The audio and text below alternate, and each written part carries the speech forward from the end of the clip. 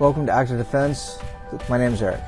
This channel is dedicated to showing the world that all use of guns by regular citizens isn't crime-based, but typically used lawfully for active defense. This video is number 4 in my final video in my July series for Independence Day. We're focusing on the first battle by militiamen, regular military-age citizens, not professional military forces. This was how the founders viewed the militia.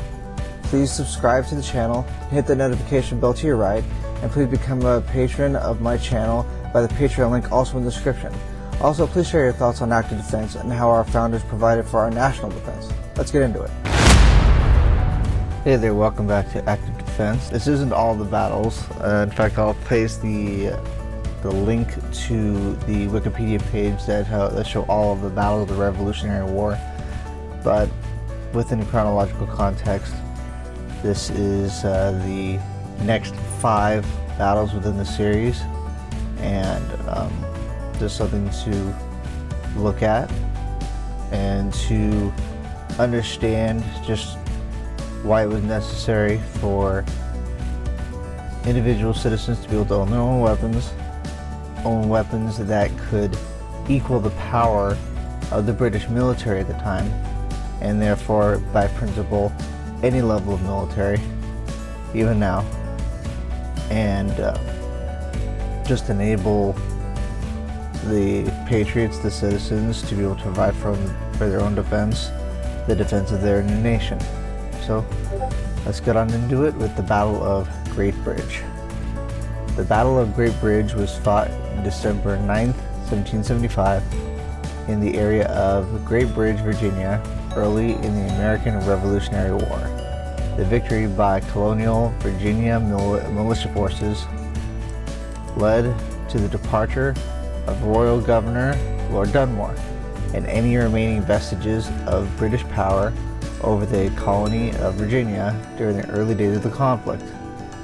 Following increasing political and military tensions in early 1775, both Dunmore and colonial rebel leaders recruited troops and engaged in a struggle for available military supplies. Now, this was not military supplies that were provided by the colonial government, the Continental Congress. This is where they were all fighting over the same supplies. So this was military grade weaponry to be used by the colonial rebel leaders, meaning the militia. So just to think about that. The struggle eventually focused on Norfolk, where Dunmore had taken refuge aboard a Royal Navy vessel. Dunmore's forces had fortified one side of a critical river crossing south of Norfolk at Great Bridge, while rebel forces had occupied the other side in an attempt to break up the rebel gathering. In an attempt to break up the rebel gathering, Dunmore ordered an attack across the bridge, which was decisively repulsed. Colonel William Woodford, the Virginia militia commander at the battle, described it as a second Bunker's Hill affair. Shortly thereafter, Norfolk, at the time a Loyalist center, was abandoned by Dunmore and the Tories, who fled to Navy ships in the harbor. Rebel-occupied Norfolk was destroyed on January 1st, 1776 in an action begun by Dunmore and completed by rebel forces. Okay. Next campaign, the Snow Campaign. The Snow Campaign was one of the first major military operations of the American Revolutionary War and the southern colonies. An army of up to 3,000 Patriot militia under Colonel Richard Richardson, interesting name, marched against Loyalist recruiting centers at South Carolina, flushing them out and frustrating attempts by the Loyalists to organize. The Patriot expedition became known as the Snow Campaign due to heavy snowfall in the later stages of the campaign. As I understand it, yes, this is a rebel, or in this case a Patriot victory. Patriots meaning regular citizen soldiers. Okay, go on to the next battle, the Battle of Great Cane Break. Great Cane Break. Interesting, the interesting name right there. Anyways, this battle was a skirmish fought on December 22nd, 1775, during the American Revolutionary War in what was then 96th District, South Carolina, modern Greenville County. So normally I would stop it here, but just for the sake of getting a little bit more into it here, I'll just go into the background. With the coming of the American Revolution, the Patriot government in Charlestown was opposed by a large concentration of King's men. And now I'm not talking about the stupid movie with, the British, equivalent of, MI6. This is legit, King's loyalists of the British military in the upcountry. Both sides Both sides recognized, the need to cultivate the friendship of the Cherokees in a nearly lawless area of the state, and both sides promised to provide Indians with ammunition for hunting. In October 1775, the Patriot Council of Safety in Charlestown sent 1,000 pounds of powder and 2,000 pounds of lead to the Indians. But a force of loyalists under the command of Patrick Cunningham intercepted the wagon train.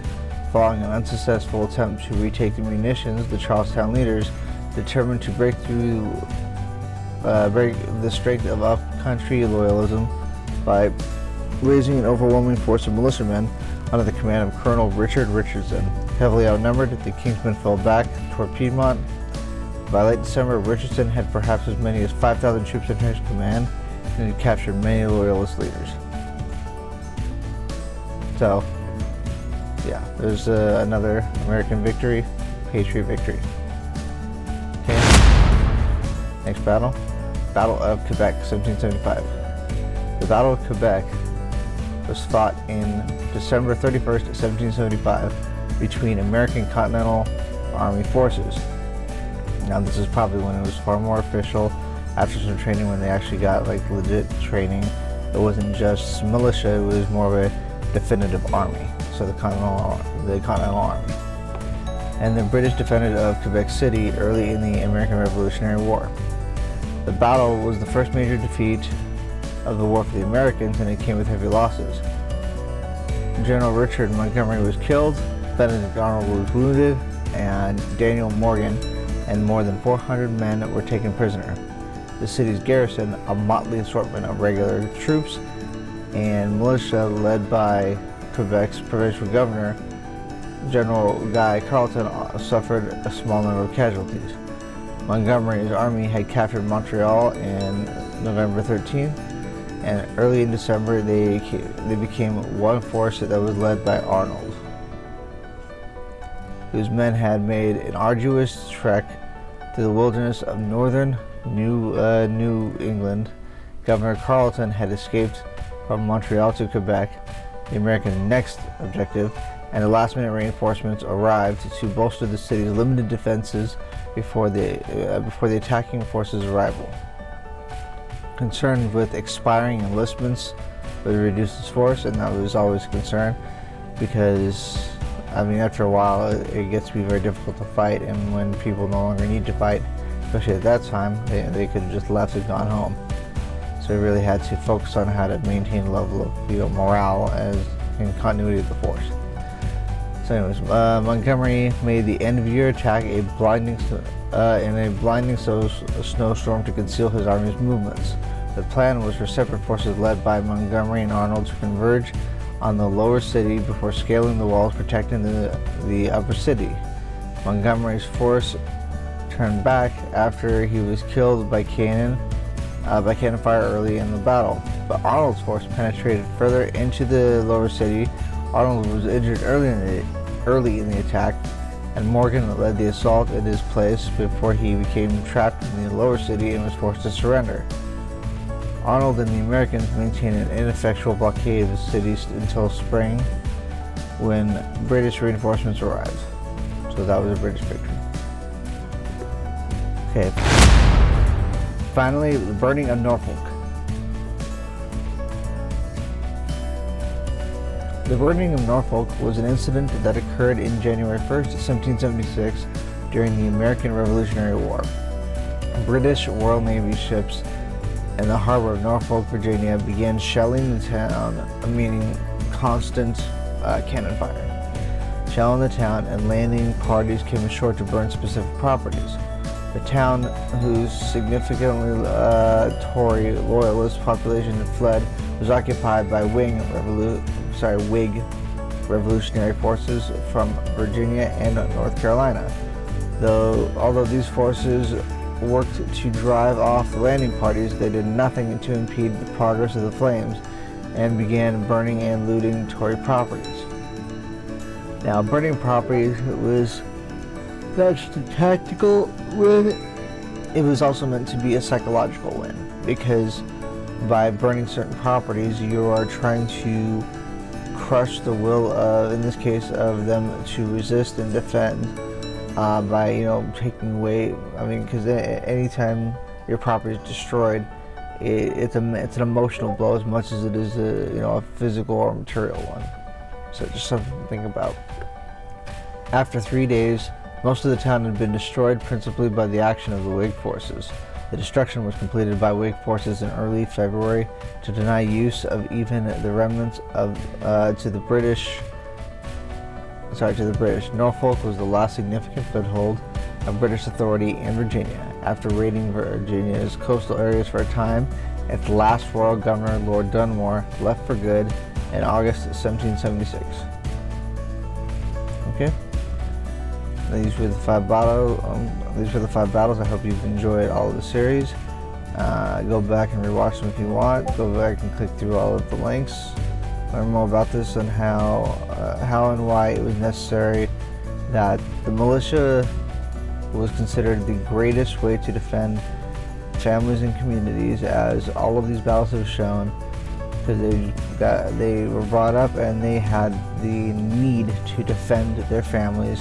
It wasn't just some order given by a commander. It was them defending their homes, utilizing whatever weaponry they had to do so, therefore requiring that the right to bear arms should not be infringed. Okay? God bless. Thanks for watching, and if you are willing, please consider donating at the Patreon link below so that I can continue to improve the quality of the videos, as well as to increase their exposure so the YouTube algorithm puts them in front of more eyes. Have a good day.